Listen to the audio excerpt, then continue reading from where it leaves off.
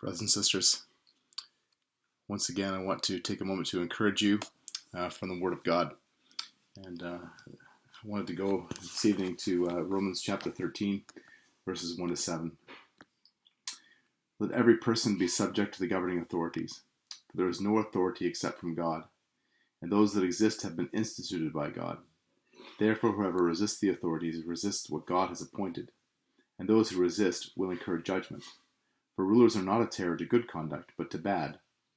Do you have no fear of the one who is in authority? Then do what is good, and you will receive his approval. For he is God's servant for your good. But if you do wrong, be afraid, for he does not bear the sword in vain. For he is the servant of God, an avenger who carries out God's wrath on the wrongdoer. Therefore we must be in subjection, not only to avoid God's wrath, but also for the sake of conscience. For the same reason you also pay taxes. For the authorities are ministers of God, attending to this very thing. Pay to all what is owed to them: taxes to whom taxes are owed, revenue to whom revenue is owed, respect to whom respect is owed, honor to whom honor is owed.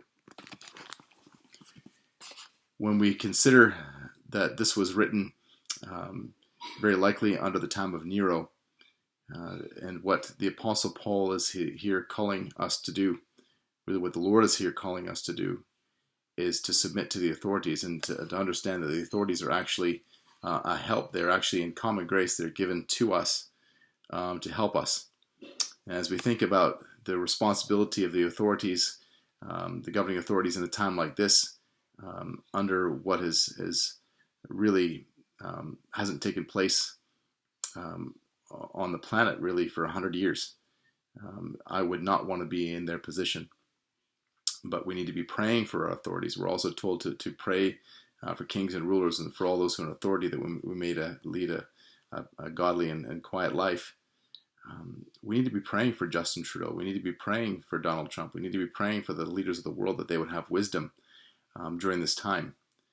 And we also need to submit to the leaders. They are trying to do what they can, given the advice that they are given. They have been given by their the Surgeon General in the United States and our health minister here in Canada, medical professionals who know far more about these things than we do. We understand that they're still trying to figure this out as they go along. As I said, this is really a new thing in recent history, and so we need to pray for them for wisdom, but we need to also seek to do what we can to submit to them. And Michael Haken, one of my professors from seminary, posted this today, and I thought it was really timely. It's from Richard Baxter's Christian Directory. Question 109. May we omit church assemblies on the Lord's Day if the magistrate forbid them? If the magistrate, for the greater good, as the common safety, forbid church assemblies in a time of pestilence, assault of enemies, or fire, or the like necessity, it is a duty to obey them, because positive duties give place to those great natural duties, which are their end. I think that's really good advice.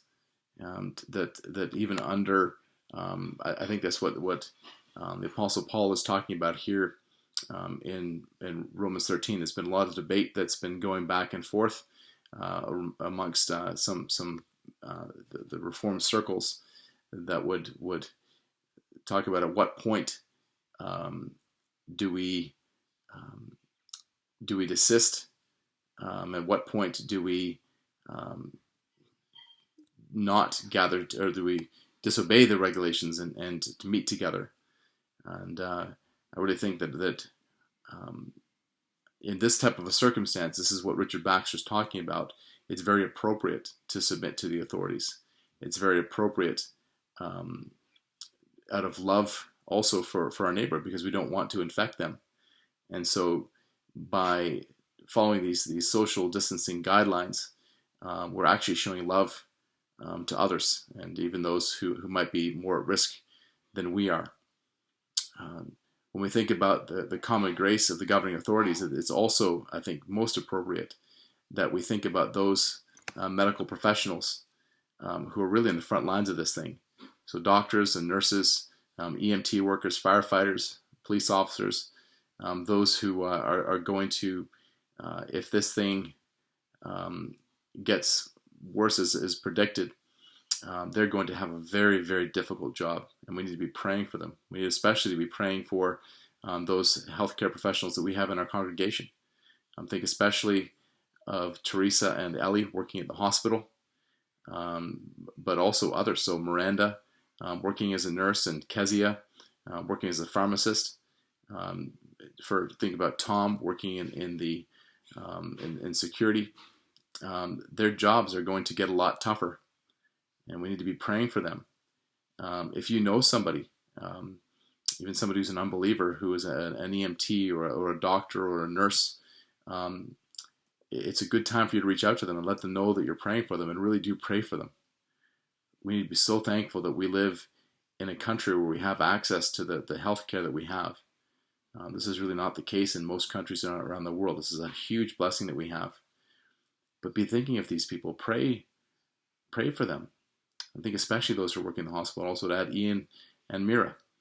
And Ian works in the ICU at KGH. So be praying for him as well. Things are going to get a lot more difficult, and we need to be standing with them in prayer, and reaching out to them, and telling them that we care about them, and doing what we can to support them. This is a way that we can really glorify God and be able to be encouragement to those who really are going to need it. So I'm going to leave it at that, but would just again encourage you to think about that. Do you know anybody who works in these fields, these frontline workers, and what can you be doing to encourage them? Thank you very much, and we'll see you tomorrow. Bye now.